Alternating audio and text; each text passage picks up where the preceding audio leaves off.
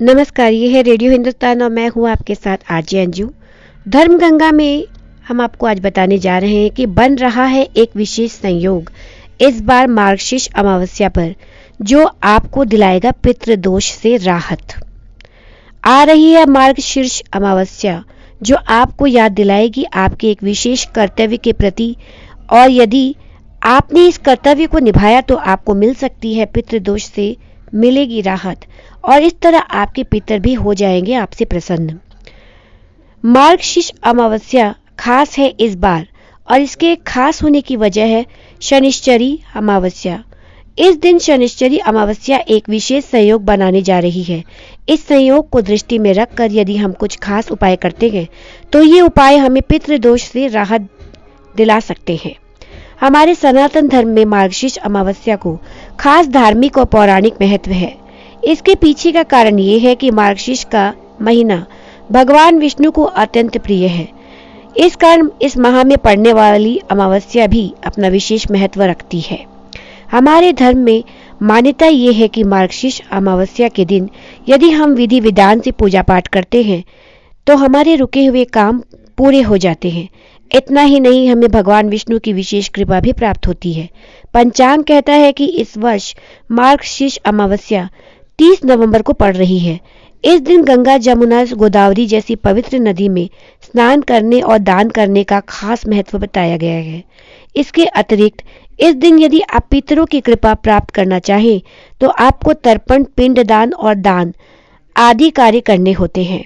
चलिए हम जानते हैं मार्गशीर्ष अमावस्या पर पितरों की प्रसन्नता प्राप्त करने के लिए हमें क्या करना चाहिए। यदि पंचांग पर दृष्टि डालें तो मार्गशीर्ष अमावस्या तिथि का श्री गणेश 30 नवंबर को सुबह 10:29 से होगा। वहीं इस तिथि का समापन 1 दिसंबर को प्रातःकाल 11:50 पर होगा। इस स्थिति में मार्गशीर्ष अमावस्या का व्रत रखने का दिन 30 नवंबर होगा। वहीं स्नान और दान करना है तो उसके लिए 1 दिसंबर के दिन का उपयोग किया जा सकता है।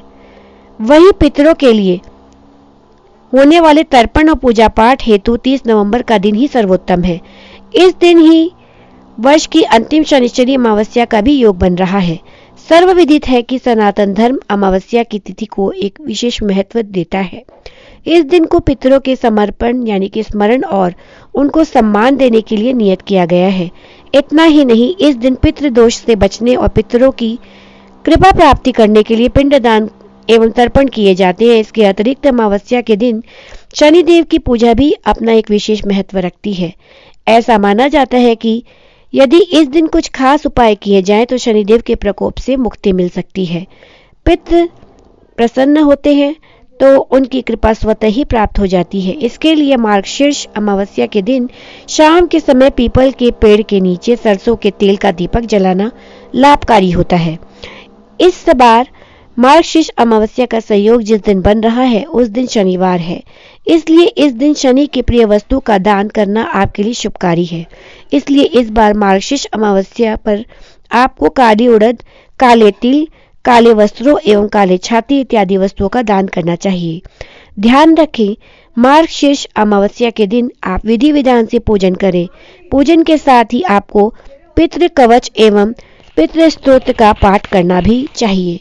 शनिश्चरी अमावस्या के दिन यदि आप ऐसा करते हैं तो आपको पितृदेव की प्रसन्नता प्राप्त होगी, और जो भी पितृदोष आपके जीवन में समस्याएं उत्पन्न कर रहे हैं उनसे राहत मिल सकेगी। तो धर्म गंगा में आज के लिए इतना ही।